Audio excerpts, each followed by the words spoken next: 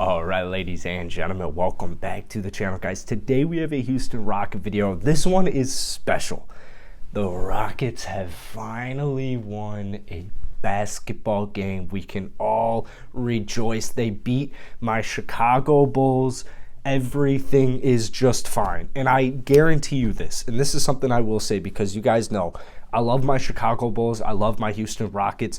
The Houston Rockets don't deserve to be 2-16. That is a straight up fact. They are so much better than 2-16. Oh, fire Steven Silas. Is it Steven Silas's fault that the Rockets were on pace, or they might still be after tonight because it wasn't like they cleaned the turnovers? The Rockets prior to tonight's game were on pace for the most turnovers in an NBA season as a team. That's not Steven Silas's fault. It's called you have 4 19-year-old first-round draft picks on your team. You're rebuilding. You're not going to win a lot of basketball games. It's that simple. But what did the Rockets do tonight against my Chicago Bulls? They said, F it. F it.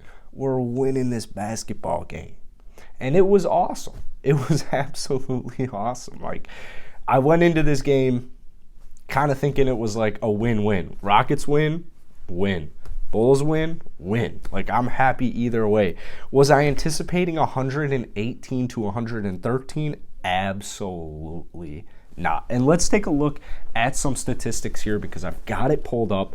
But just like as far as shooting goes, the Houston Rockets really cleaned it up tonight. They really cleaned it up. And actually, before we go into this video, guys, if you enjoy it, be sure to hit that like button, hit that subscribe button. I post NBA content every single day.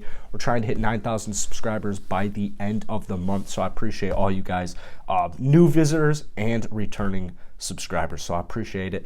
And let's get into it. So the Rockets, they shot 50% from the field tonight. They shot 47.2% from downtown.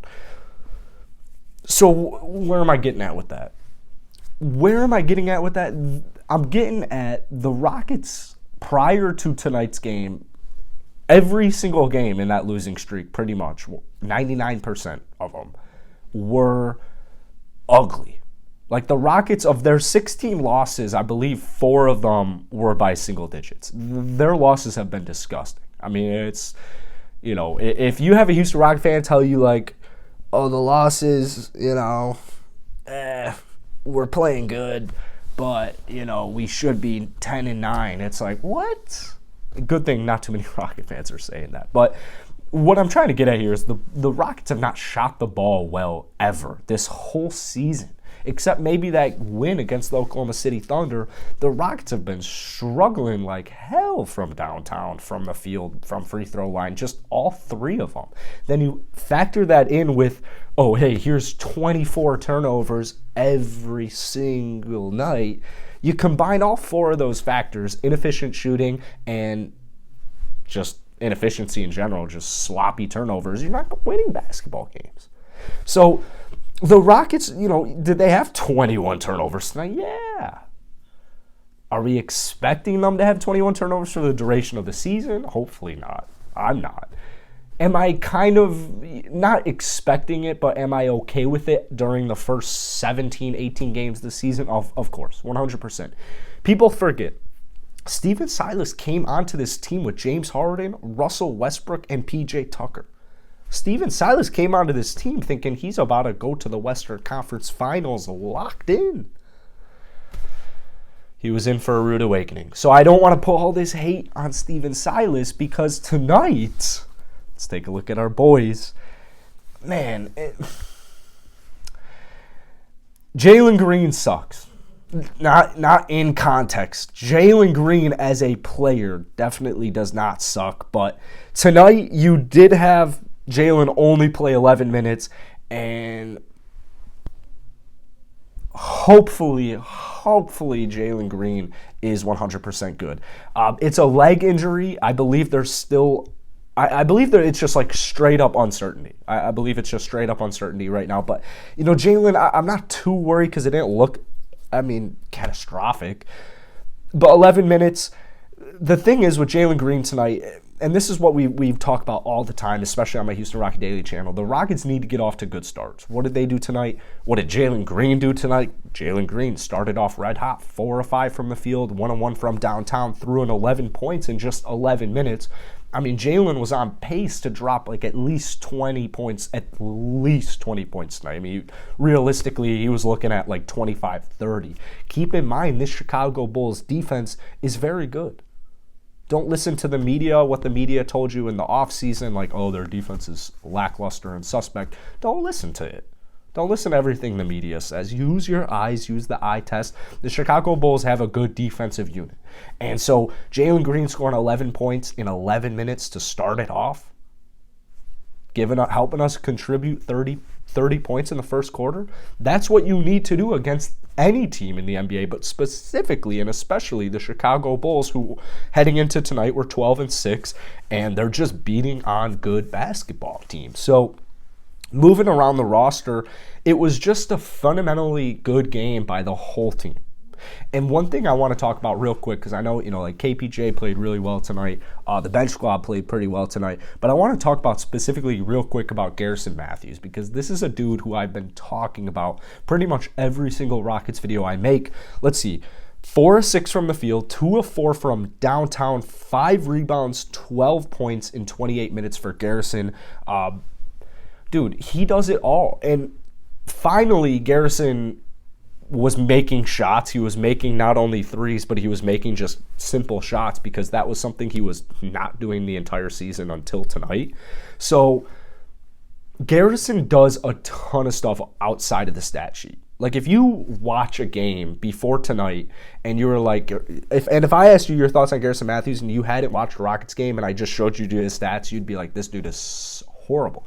But if I give you like a diehard Rockets fan who's watched every minute of every game this season, you'd be like, Garrison Mathews, yeah, like, I'm not saying we should sign him to a max contract, or we should like even think about signing him to a 3-year, 2-year type of contract. But hey, this is a player we should definitely monitor, because offensively, defensively, he's very good, and he's a 3-point shooter. He's a lethal 3-point shooter, and it just has taken him several games to get that going, which makes sense due to his lack of experience. So the whole thing I'm trying to get across with the Rockets unit is, they beat the Chicago Bulls. They're 2-16. I mean, it's not going to be consistent. Or at the very least, it's not going to be consistent in the start. It's going to be pretty freaking ugly, to be honest with you, as we are witnessing. We just watched them lose 15 straight basketball games. It was not pretty. At any point in that was it pretty. So it's not going to be an easy ride. But as I keep preaching, the Rockets will easily have 7 wins by the end of the calendar year. So what that means, what do we have, 37 days left of 2021? When the clock hits 2022, the Rockets will have 7 wins at least, in my opinion. They're too good. They're not 2-16. They're not 15 straight losses bad. They're not that bad. The coach is not that bad. The talent is not that bad. They're not that bad. People still just don't understand. They're like, and I'll just touch on this briefly again. If the Rockets go on a 3-game winning streak right now, no one's going to give a shit about Silas butchering the first 15 rotational games of the season. I guarantee you, if the Rockets win 4 straight games, 5 straight games, if they go on a winning streak of 3+, there will be no more Christian Wood slander. There will be no more KPJ is not a point guard. There will be no more fire Silas. It will all end. That's what's so stupid about this, is you have so many fans not watching these basketball games. They look at the box score, they read Twitter, they get an uneducated fan. They're like, I'm going to just copy what this guy's saying. I'm going to get mad at Silas. I'm going to get mad at our roster. It sucks. It's not true. It is not true. Kevin Porter Jr., he's a freaking point guard, dude. He's played 35 games max at the point guard position. What are you expecting? Are you expecting 25, 5, and 8 every single night from a guy who has played 30 games at that position? No. Why would you ever do that? You're stupid if you think that. It's like, what? That's not how that works. So, Kevin Porter Jr. to me is a great point guard. Give him time. Tonight, 2 of 4 from downtown. That is an important statistic. 2 of 4 from downtown, 14 points, +6 ±. Keep that in mind because he was the only Rocket starter in positive plus-minus category. 6 rebounds and 9 assists. So relax with Kevin Porter Jr. He is fine. He is doing fine, and he will be fine. The Rockets will be fine. And in fact, I can't wait to watch the Rockets every game the rest of the season. I might go live for every game for the rest of the season. Daniel House Jr. Can we give Daniel House Jr. an extension? I'm just kidding. All right, that was a joke. That was a clear joke. But Daniel House Jr. for real, though. 6 of 7, 4 of 4 from downtown. He threw in 18 points in 17 minutes for us. Threw in a steal, threw in 2 blocks, got some rebounds, got some assists. It's like, damn. Did all these guys really need was just a more healthy, consistent lineup where it's like, all right, you're going to be paired up with these guys every night. This is your rotation. So get to know these guys. Get that chemistry going. Was it that simple? Did Daniel House Jr. just need to get healthy? Did this Rockets team just need to get healthy and play a couple of games together? Who knows? But the Rockets will have 7 wins by the end of the year. Not the end of the basketball year. That would be very, very bad. They will have 7 wins by the end of 2021. That's it for today, guys. If you enjoyed it, hit that like button, hit that sub button. My Bulls Nation, if you guys are a Bulls fan and you watch this video expecting me to talk about the Bulls, I do apologize. I got a whole nother video planned for tomorrow. So stay tuned for that. And, man, hit that like button, hit that sub button. We're like 55 subs away. No, we're not that close. I think we're like 65 subs away from 9,000 subs. We're trying to hit it by the end of the year, so or end of the month, sorry. But now it's not looking like it's going to happen, so it's looking more like the end of the year. But that's it. Hit the like button. Peace.